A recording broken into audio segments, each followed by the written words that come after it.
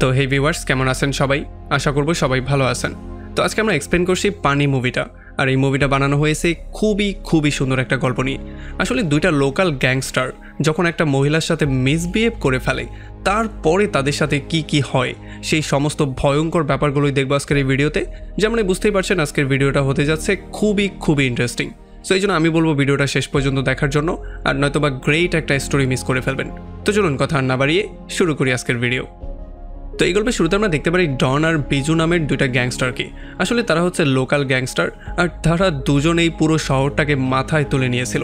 মানে তারা এমন ক্রাইম করা শুরু করে দিয়েছিল যে তাদের জন্য এই ছোট শহরের সমস্ত মানুষজন বিরক্ত হয়েছিল। আসলে আমরা জানতে পারি যে শহরে তারা বাস করে, এই শহরের বেশিরভাগ মানুষই গ্যাংস্টার, আর এটাকে গ্যাংস্টারদের শহর হিসেবেও সবাই চিনত। এখানে সবচেয়ে বড় যে গ্যাংস্টার ছিল তার নাম ছিল গিরি, যার কিনা একটা বিশাল বড় গ্যাং বাহিনীও ছিল। আর তার এই গ্যাংটা এত বড় ছিল যে তারা পুলিশদেরকে পর্যন্ত বিরক্ত করে দিয়েছিল। যদিও আমরা দেখতে পারি পুলিশ কমিশনার এখানে সমস্ত মানুষজনকে নিয়ে মিটিং করা শুরু করে, যাতে করে গিরি আর তার লোকজনকে আইডেন্টিফাই করে যেই কোনো ওয়েতে তাদেরকে ধরে শহরটাকে শান্ত করা যায়। কিন্তু আমরা দেখতে পারি এখানে যে বাকি পুলিশ অফিসাররা ছিল তারা কমিশনারকে বলে যে স্যার, আপনি তো নতুন এসেছেন, এই জন্য ব্যাপারগুলো এখনও বুঝে উঠতে পারছেন না। আমরা তো এখানে কয়েক বছর ধরে চাকরি করছি, আমরা বছর ধরে তাদের বিরুদ্ধে বিভিন্ন প্রমাণ ম্যানেজ করার ট্রাই করছি। আমরা এটা খুব ভালো করেই জানি যে যখন এখানে কোনো ক্রাইম হয় সেটা গিরি অথবা তার গুন্ডারাই করে, কিন্তু তারা এমন করে ক্রাইমগুলোকে করে যে আমরা তাদের বিরুদ্ধে কোনো প্রমাণও পাই না। আর যদি কোনো টুকটাক প্রমাণ পেয়েও যাই, তাহলে আমাদের ডিপার্টমেন্টে তাদের হয়ে কাজ করা এমন অনেকগুলো অফিসার আছে যারা কিনা সেই প্রমাণগুলোকে লোপাট করে দেয়। সো এই জন্য তাদের বিরুদ্ধে প্রমাণ ম্যানেজ করা আর তাদের বিরুদ্ধে অ্যাকশন নেওয়া পুরোপুরি ইম্পসিবল একটা ব্যাপার। তবে তখন সিনিয়র আবার তাদের সবাইকে ঝাড়ি দিয়ে বলে যে তাহলে এখন আমরা কি করব? আমরা হাতের উপরে হাত রেখে বসে থাকবো? এমনটা তো কোনোভাবেই সম্ভব হবে না, কারণ যেই কোনো ওয়েতে তাদেরকে ধরতে হবে, কারণ জনগণের নিরাপত্তা দেয়া আমাদের দায়িত্ব। আর তাদের মতো এত ছোটোখাটো গুন্ডারা যদি পুলিশদের এই অবস্থা করে, তাহলে বড় গুন্ডারা কি করবে? এমনটা কোনোভাবেই আমরা হতে দিতে পারি না। আর তখন অন্যদিকে আমরা দেখতে পারি ডন আর বিজুকে, যাদেরকে একটা অর্ডার দেওয়া হয়েছে রমেশ নামের একটা লোককে মারার জন্য। আসলে এই অর্ডারটা তাদেরকে যে দিয়েছে সেই লোকটার রমেশের সঙ্গে জমি নিয়ে কোনো একটা ঝামেলা ছিল। আসলে সেই লোকটা রমেশের জমি জোর করে কিনতে চাচ্ছিল, তবে রমেশ কোনোভাবেই সেই জমিগুলো বিক্রি করতে চাচ্ছিল না। এই জন্য সেই লোকটা এই দুইজনকে রমেশকে মারার অর্ডার দিয়ে দিয়েছে। আর আমরা দেখতে পারি তারা একেবারে খোলা বাজারের মধ্যে, মানে সমস্ত মানুষের মাঝখানে এটিএমের মধ্যে গিয়ে রমেশকে খুন করে ফেলে। আর তারা এত সূক্ষ্মভাবে এই খুনটা করে যে বাজারে থাকা হাজার মানুষের মধ্যে একটা মানুষও বুঝতে পারে না যে এখানে এত বড় একটা ক্রাইম হয়ে গেছে। আর তখন এদিকে আমরা দেখতে পারি গিরি তার ওয়াইফ গৌরীকে নিয়ে চলে আসে তার অফিসে, কারণ আজকে হচ্ছে তার বোনের বার্থডে। এই জন্য তার বোনের বার্থডে কীভাবে তারা সেলিব্রেট করবে সেইটা নিয়ে প্ল্যান প্রোগ্রামিং করার জন্যই তারা এখানে সবাই চলে এসেছে। আর তখন আমরা জানতে পারি যে এখানে গিরির একটা কাজিনও আছে, যে কিনা একজন আইপিএস অফিসার, যে কিনা চাইলেই গিরির বিরুদ্ধে খুব সহজেই প্রমাণ জোগাড় করতে পারে, তবে সে এমনটা করছে না। আর তাছাড়া আমরা জানতে পারি রমেশ নামের যেই লোকটাকে একটু আগে ডন আর বিজু মিলে মেরেছিল, সেই লোকটাও গিরিরই গ্যাংয়ের একজন মেম্বার ছিল, কিন্তু এখন তো তার মৃত্যু হয়ে গেছে। আর অন্যদিকে বিজু আর ডন রমেশকে মারার পরে সবার সাথে মিলেমিশে নিজেদেরকে নির্দোষ প্রমাণ করার জন্য তারাই চিৎকার করে সবাইকে বলা শুরু করে যে দেখো এখানে একটা লাশ পড়ে আছে। এই জন্য মানুষজন চিল্লাচিল্লি করা শুরু করে, দৌড়াদৌড়ি করা শুরু করে, আর খুব শীঘ্রই এখানে পুলিশও চলে আসে। আর পুলিশ যখন এসে ব্যাপারগুলোকে ইনভেস্টিগেশন করার ট্রাই করে, তখন তারা জানতে পারে যে এই এটিএমটা কয়েক মাস ধরে বন্ধ পড়েছিল, এই জন্য এখানে ক্যামেরার কোনো ব্যবস্থাও ছিল না। তবে যেহেতু পুলিশদেরকে তার কাজ করতেই হবে, এই জন্য তারা প্রমাণ জোগাড় করার জন্য লেগে পড়ে, মানে রমেশের খুনিকে বের করার প্রতিশ্রুতি তারা সবাইকে দেয়। আর এরপরে পুলিশ সেই সমস্ত মানুষজনের সাক্ষ্য গ্রহণ করা শুরু করে যারা সবাই প্রথমে লাশটাকে দেখতে পেয়েছিল, যাদের মধ্যে ডন আর বিজুও ছিল। আর যেহেতু ডন আর বিজু এখানের স্থানীয় বাসিন্দাই, এই জন্য তাদের বিরুদ্ধে পুলিশ তেমন কোনো প্রমাণও পায়নি, মানে তাদের বিরুদ্ধে কোনো ক্রাইমের মামলাও ছিল না। সো এই জন্য পুলিশ তাদের বিরুদ্ধে সন্দেহও করতে পারছিল না। এই জন্য তাদের সবার কথাবার্তা শুনে তাদের নাম্বার নিয়ে পুলিশ তাদেরকে এই ওয়ার্নিং দিয়ে ছেড়ে দেয় যে যতদিন এই কেসটা চলছে ততদিন আমাদেরকে না জানিয়ে কোনোভাবে এই শহরের বাইরে যাবে না। আর আমরা দেখতে পারি তারা খুব সহজেই পুলিশের কথাগুলোকে মেনে সেখান থেকে বেরিয়ে চলে আসে। তো এরপর আমরা দেখতে পারি ডন আর বিজু একটা মার্ডার করার পরে অনেক বেশি হ্যাপি হয়ে গিয়েছিল। আর তারা চিন্তা করেছিল যেহেতু শহরের মধ্যে এত বড় একটা কাণ্ড আমরা করে দিয়েছি আর পুলিশ আমাদেরকে ধরতেও পারেনি, তাহলে তো আমরা আরও বড় কাণ্ড করতেই পারবো। এরপরে তারা সোজা চলে আসে শপিং মলের মধ্যে, আর দ্রুত তারা যার কাপড় চেঞ্জ করে নেয়, যাতে করে কেউ তাদেরকে খুব সহজে চিনতে না পারে। আর এরপরে যখনই তারা সুপার শপের মধ্যে আসে কিছু কেনাকাটা করার জন্য, তখনই তারা দেখতে পারে গৌরী এখানে কিছু কেনাকাটা করছিল। আর যখনই ডনের নজর গৌরীর উপরে পড়ে, তখন সে তাকে খুবই বাজেভাবে দেখা শুরু করে। আর যেহেতু গৌরীকে দেখার পরে তার একটু লালসাও চলে এসেছিল, এই জন্য সে তার পাশ দিয়ে যাওয়ার বাহানা করে তাকে টাচ করারও ট্রাই করে। তবে এইটা যখনই গৌরী বুঝতে পারে তখন তার মাথা এতটাই গরম হয়ে যায় যে সে ডনকে জোরে একটা চড়ই মেরে দেয়। এখন যদিও একটা চর খাওয়ার পরে ডন আর বুঝি সেখান থেকে বেরিয়ে চলে যায়, আর গৌরীও এখান থেকে এইদিকে চলে আসে। তবে ডন আর বুঝি এই ব্যাপারটা জানতো না যে তারা নতুন শহরে এসে এমন একজনের সাথে পাঙ্গা নিয়ে ফেলেছে যে কিনা এই শহরের সবচেয়ে বড় ডন। এখন এখানে দুইটার একটা রেজাল্টই হতে পারতো, যদি তারা সবচেয়ে বড় ডনের সঙ্গে পাঙ্গা নিয়ে তাকে মেরে ফেলতে পারে তাহলে তারা হয়ে যাবে সবচেয়ে বড় ডন, আর নয়তোবা তাদের ক্যারিয়ার শুরু হওয়ার আগেই শেষ হয়ে যেত। আর আমরা দেখতে পারি এদিকে যখন গৌরী প্রচণ্ড মন খারাপ করে সেখান থেকে চলে যাচ্ছিল তখনই এখানে গিরি চলে আসে। আর গিরি যখন তার ওয়াইফের মন খারাপ দেখতে পারে তখন সে কারণ জিজ্ঞেস করে, আর তখন গৌরী তাকে সমস্ত ব্যাপারগুলো ক্লিয়ার করে বলে। আর এগুলো শোনার পরে তো গিরির মাথা প্রচণ্ড গরম হয়ে যায়। সে চিন্তা করে এই শহরের মধ্যে কার এত বড় সাহস যে আমার ওয়াইফের গায়ে হাত দেওয়ার স্পর্ধা করে। এই জন্য সে প্রচণ্ড মাথা গরম করে গিয়ে তাদের দুজনকে আচ্ছা রকম ধলাই করা শুরু করে, আর তাদের দুজনকে এত বেশি পেটায় যে তাদের হাড্ডি মাংস পুরো গুঁড়ো গুঁড়ো করে ফেলে। আর তাছাড়া সে এখানেই শান্ত হয় না, সে বরং ডন যেই হাত দিয়ে তার ওয়াইফকে টাচ করেছিল সেই হাতটা পর্যন্ত ভেঙে ফেলে। আর এইটা করার পরে সে সেখান থেকে তার ওয়াইফকে নিয়ে বেরিয়ে চলে যায়। যদিও গিরির মনে হচ্ছিল যে এই জিনিসটা এখানেই ক্লোজ হয়ে যাবে, তবে সে এই ব্যাপারটা জানতো না যে এই ছোট্ট একটা কাজের জন্য তাকে কত বড় একটা পরিণতি ভোগ করতে হবে। আর এদিকে পরের সিনে আমরা দেখতে পারি রমেশের অন্তিম সংস্কার করা হচ্ছিল, আর এখানে গিরিও উপস্থিত ছিল। রমেশের একটা বড় ভাইও ছিল যে কিনা তাদের সবাইকে এখানে চিৎকার করে বলে যে রমেশ খুবই ভালো একটা মানুষ ছিল, তার কাছে অনেক টাকা পয়সা ছিল, অনেক জমি ছিল। আমার মনে হচ্ছে টাকার জন্যই কেউ তাকে খুন করিয়েছে। বেচারা তো বিয়ে পর্যন্ত করেনি, একা একাই জীবনটাকে পার করছিল, কিন্তু তার জীবনটা এত দ্রুতই সমাপ্ত হয়ে গেল। আর তখন এদিকে আমরা দেখতে পারি ডন আর বিজু সোজা চলে আসে হসপিটালে। আসলে গিরির কাছে মার খাওয়ার পরে তাদের অবস্থা এতটাই জঘন্য হয়ে গিয়েছিল যে তাদেরকে বাধ্য হয়েই হসপিটালে ভর্তি হতে হয়েছিল। আর যখন হসপিটালে তারা চিকিৎসা নিচ্ছিল তখন তাদের সঙ্গে দুইটা লোক মিট করতে চলে আসে। আসলে এই দুইটা লোকই ছিল সেই দুইটা লোক যারা কিনা রমেশকে মারার সুপারি তাদেরকে দিয়েছিল। আসলে তখন আমরা জানতে পারি যে এই দুইটা লোক হচ্ছে গিয়ে রমেশের বড় ভাইয়ের ছেলে। আসলে যেহেতু রমেশের কাছে অনেক সম্পত্তি আর অনেক টাকা পয়সা ছিল, এই জন্য তারা এই ডন আর বিজুর মাধ্যমে রমেশকে খুন করিয়ে দিয়েছে। কারণ যেহেতু রমেশের কোনো ফ্যামিলি নেই, এই জন্য রমেশের মৃত্যুর পরে সমস্ত সম্পত্তি আর সমস্ত টাকা পয়সা এখন তার ভাইয়ের কাছে চলে আসবে, মানে তাদের বাবার কাছে চলে আসবে। আর যখনই তাদের বাবার নামে সমস্ত সম্পত্তি আর টাকা পয়সাগুলো চলে আসবে তখন তারা দুই ভাই তাদের বাবাকেও মেরে ফেলবে, যাতে করে সম্পত্তিগুলো সমস্ত তাদের দুজনের মধ্যে চলে আসে। মানে এই কথাবার্তাগুলোর মাধ্যমে আমরা এই ব্যাপারটা ক্লিয়ারলি বুঝতে পারি যে আসলে তারা দুই ভাই কতটা ভয়ঙ্কর আর কতটা জঘন্য। এই জন্যই তারা 10 লাখ টাকার বিনিময়ে ডন আর বিজুকে অন্য শহর থেকে এই শহরে নিয়ে এসেছিল, যাতে করে তাদের আপন চাচাকে তারা খুন করাতে পারে। এখন যেহেতু তারা তাদের কাজটা খুবই সহজে কমপ্লিট করে ফেলেছে, এই জন্য তাদেরকে টাকাগুলো দিয়ে দেওয়া হয় আর তাদের এখান থেকে চলে যাওয়ারও কথা ছিল। তবে আমরা দেখতে পারি যে গিরির কাছে মার খাওয়ার পরে সমস্ত হিসাব নিকাশগুলো বদলে গিয়েছিল। এখন তারা কোনোভাবেই শহর ছাড়তে চাইছিল না, কারণ যখনই তারা চোখ বন্ধ করছিল তখনই তারা গিরির লাথি ঘুষিগুলো অনুভব করতে পারছিল। এই জন্য ফাইনালি তারা দুজন মিলে সিদ্ধান্ত নেয় যে এই শহর ছেড়ে যাওয়ার আগে আমরা গিরির এমন ভয়ঙ্কর অবস্থা করব যাতে করে গিরি কোনোদিনও আমাদের সাথে কথা বলার সাহস পর্যন্ত না পায়, তার জীবন আমরা জাহান্নাম করে দেব। এই জন্য প্রথমেই তারা সিদ্ধান্ত নেয় তারা গিরির ঘরটাকে খুঁজে বের করবে, কারণ গিরির সম্পর্কে অনেক তথ্য তাদের কালেক্ট করতে হবে। গিরি কোথায় থাকে এই ব্যাপারটা তারা প্রথমে বের করার ট্রাই করে, আর তাদেরকে খুব বেশি একটা পরিশ্রমও করতে হয় না, কারণ যেহেতু গিরি অনেক বড় একটা গ্যাংস্টার, এই জন্য সবাই তার ঘরটা খুব ভালো করেই চেনে, আর খুব সহজে তারা দুজন তার ঘরটা খুঁজে পেয়েও যায়। তো এরপরে তাদের বাড়ির বাইরে ঘুরে ঘুরে তারা গিরির উপরে নজরদারি করা শুরু করে। আর যখন দুপুরবেলা তারা দেখতে পারে যে গিরি কোনো একটা কাজে বাইরে গিয়েছে আর ঘরের মধ্যে গৌরী একা আছে, তখন তারা এই সুযোগটা নিয়ে সোজা ঘরের মধ্যে চলে আসে। আর তারা এসেই গৌরীকে ধরে গৌরীর কাপড় খুলে তার কাপড় দিয়েই তার হাতটাকে বেঁধে ফেলে। আর এরপরে ডন গৌরীকে বলে যে তোমার জামাই আসলে আমাদের উপরে হাত তুলে একেবারেই ঠিক কাজ করেনি, আমাদের উপরে হাত তোলার পরিণাম কতটা ভয়ঙ্কর হতে পারে সেই ব্যাপারটা এখন তুমি হারে হারে টের পাবে, আর এই সমস্ত ব্যাপারগুলো তুমি নিজের চোখে দেখতেও পারবে। তো এরপর আর কি হওয়ার ছিল, তারা দুজন মিলে তার সঙ্গে সেই সমস্ত জঘন্য কাজগুলো করে যেগুলো করলে একটা মেয়ে অপমানিত হতে পারে। আর এই সমস্ত ব্যাপারগুলো সহ্য করতে না পেরে গৌরী চিৎকার করে করে সাহায্য চাইছিল, তবে যেহেতু ঘরের মধ্যে কেউই ছিল না এই জন্য তাকে সাহায্য করার জন্য কেউ আসতেও পারছিল না।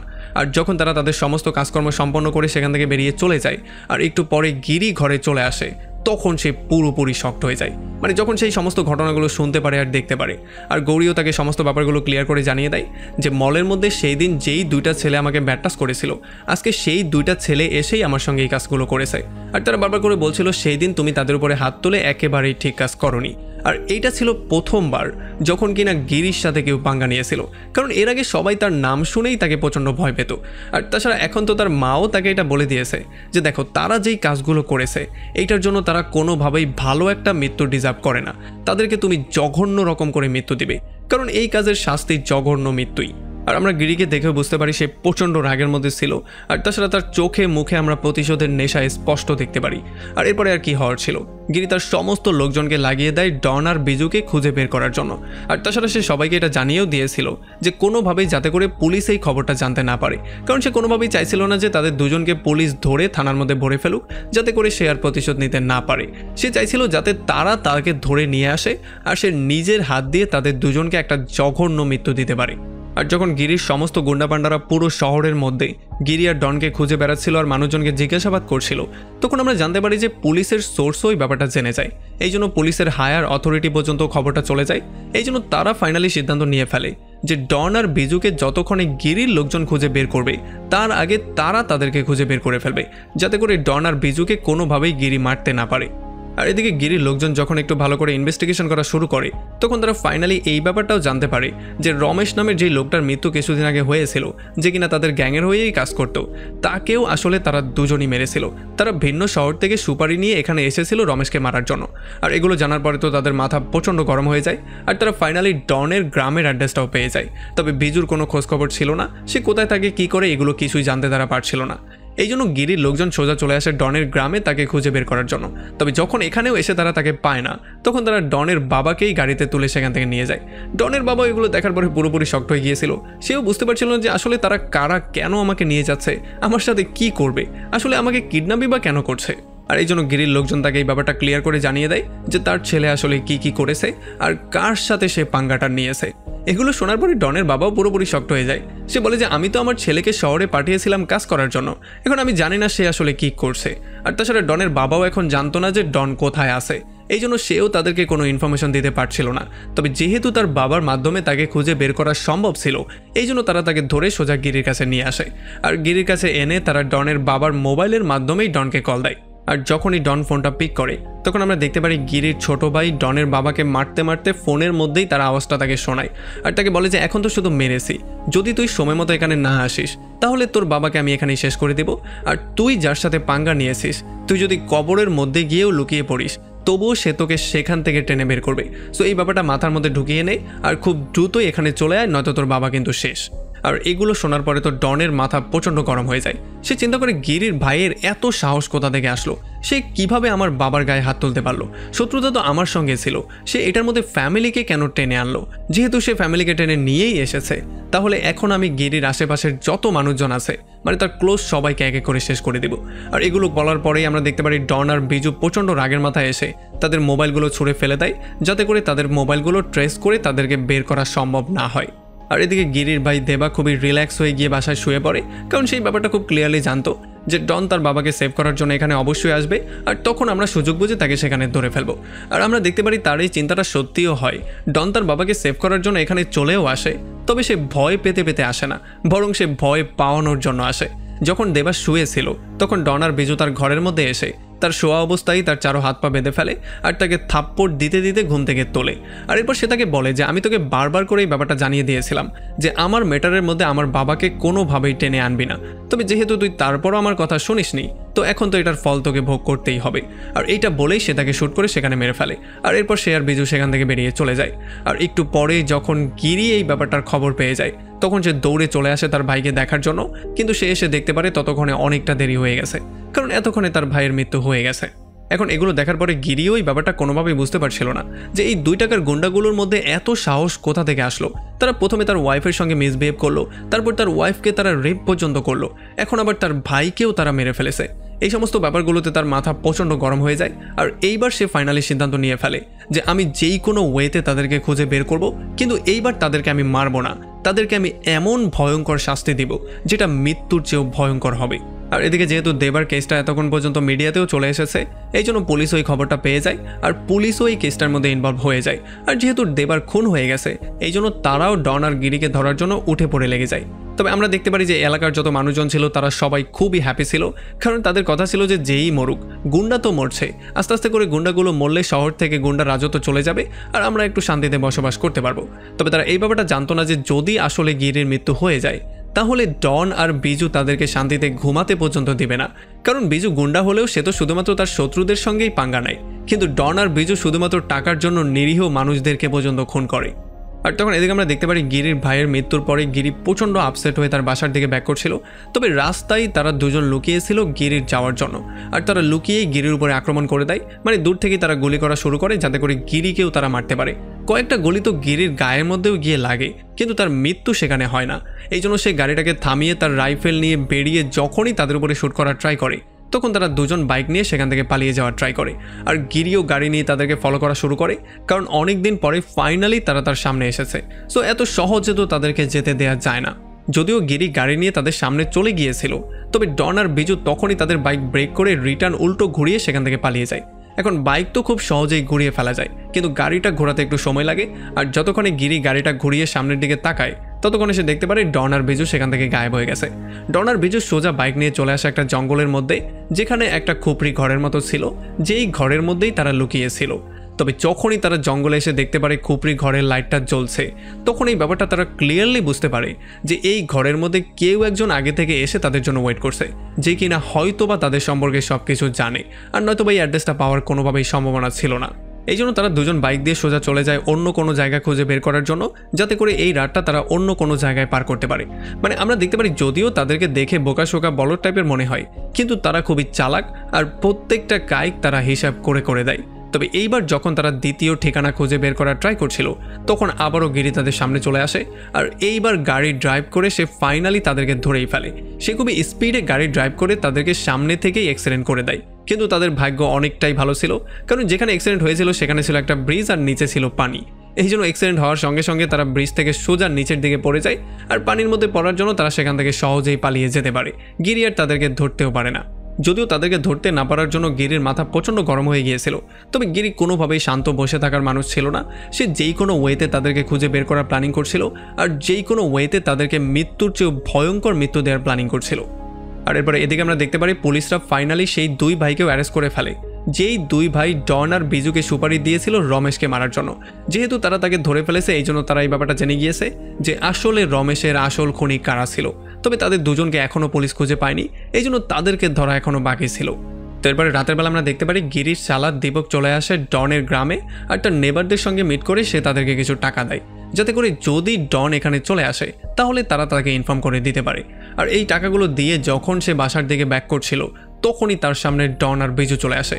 ডন তাকে গান পয়েন্টে নিয়ে বলে যে আমার বাবাকে উঠিয়ে নেওয়ার পরেও তোমাদের মন শান্ত হয়নি, এখন চলে এসেছো আমাদের নেবারদেরকে কেনার জন্য। এত ভীতু কেন তোমরা?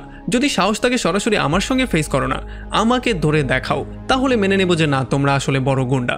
কিন্তু তোমরা তো সেটা করছো না, তোমরা এসেছো নেবারদেরকে কেনার জন্য, যাতে করে লুকিয়ে লুকিয়ে ইনফরমেশন তোমরা নিতে পারো। এইটা বলেই সে চাকু বের করে তাকে চাকু দিয়ে কয়েকবার আঘাত করে আহত করে ফেলে। আর এরপরে গিরিকে জ্বালানোর জন্য সে দীপকের ফোন দিয়েই গিরিকে কল দেয়, আর সে তাকে বলে যে তোর শালা এখন জীবন আর মৃত্যুর সন্ধিক্ষণে দাঁড়িয়ে আছে, যদি সময় মতো এসে তাকে সেভ করতে পারিস তাহলে করে ফেল। আর এটা শোনার পরে দ্রুত গিরি চলে আসে তার শালাকে সেভ করার জন্য, আর সৌভাগ্যক্রমে সে সঠিক সময় এখানে চলেও আসে। আর যখন তাকে দ্রুত নিয়ে হসপিটালে ভর্তি করা হয়, তখন ডক্টররা তাকে জানিয়ে দেয় তার তেমন কোনো ক্ষতি হয়নি, সে এখন আউট অফ ডেঞ্জার আছে।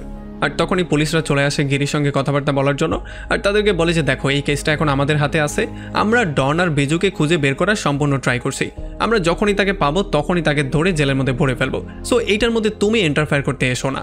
তবে আমরা দেখতে পারি গিরি প্রচণ্ড রাগের মাথায় তাদেরকে বলে যে তোমরা তো কতদিন ধরে এই কাজ করছো, তোমাদের এই কাজ করার মাঝখানেই প্রথমে আমার ভাইকে মরতে হয়েছে, এখন আমার শালাও একেবারে মৃত্যুর মুখে চলে গিয়েছিল, এখন আমি কি ওয়েট করবো এক এক করে আমার ফ্যামিলির সমস্ত মেম্বারদের মৃত্যুর জন্য? তোমাদের কাজ তোমরা করতে থাকো, আমিও আমার কাজটা করতে থাকি। তুমি এই ব্যাপারটা মাথায় একেবারে ঢুকিয়ে নাও যে যদি তারা আমার হাতে পড়ে যায় তাহলে তাদেরকে আর কেউ বাঁচাতে পারবে না। আর এই সমস্ত ব্যাপারগুলো শোনার পরে পুলিশরাও পুরোপুরি চুপ হয়ে যায়, কারণ তাদের কাছেও বলার মতো কোনো কথা ছিল না। আর তখন এদিকে আমরা দেখতে পারি গিরির পুরো ফ্যামিলি প্রচণ্ড টেনশনের মধ্যে ছিল। তারা বুঝতেই পারছিল না এই আক্রমণগুলো থেকে নিজেদেরকে তারা কি করে প্রোটেকশন দিবে। তবে আমরা দেখতে পারি ডন আর বিজু থামার নামই নিচ্ছিল না। তারা এইবার টার্গেট করে ফেলে গিরির মাকে। যখন গিরির মা হসপিটালের লিফটের মধ্যে ছিল তখন তারাও সেই লিফটের মধ্যে চলে আসে, তাও বোরকা পরে। আর এরপর একটা ছুরি বের করে তারা তার মায়ের উপরেও আক্রমণ করে দেয়, কিন্তু সৌভাগ্যবশত তাকেও কোনো রকমে সেভ করে ফেলা হয়। আর এই সমস্ত ব্যাপারগুলো জানার পরে গিরির মাথা আরও বেশি গরম হয়ে যায়, কারণ সে বুঝতেই পারছিল না যে এই 2 টাকার গুন্ডারা তাদেরকে এত বিরক্ত করে দিয়েছে যে এক এক করে তার ফ্যামিলি সবার উপরে আক্রমণ করে ফেলছে, কিন্তু সে কিছুই করতে পারছে না। সে শুধু বসে বসে এই রং তামাশাগুলো দেখছে।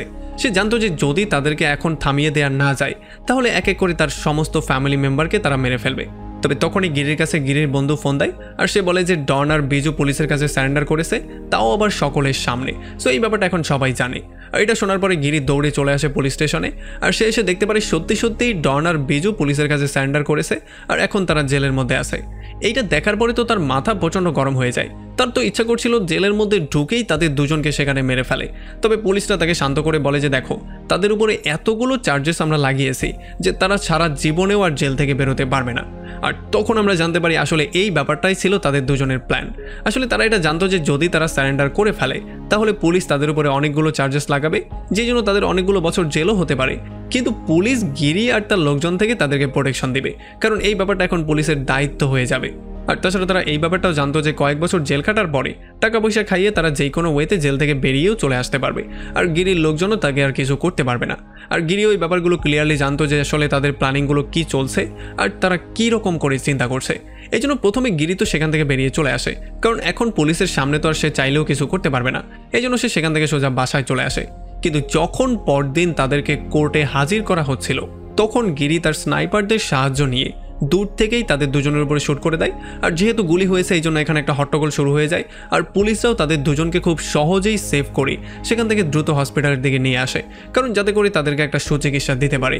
আর এই ব্যাপারটা সরাসরি খবরে চলে আসে, এই জন্য এখানে সমস্ত মানুষজন এই ব্যাপারটা জেনে যায়।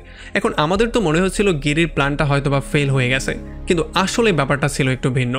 আর আমরা দেখতে পারি পুলিশও চারপাশে খুবই কড়া গার্ড লাগিয়ে দিয়েছিল, কারণ তারা চাইছিল না যাতে করে গিরির লোকজন কোনোভাবেই এদের দুজনকে উঠিয়ে নিয়ে যায়, কারণ এটা তাদের রেপুটেশনের একটা ব্যাপার।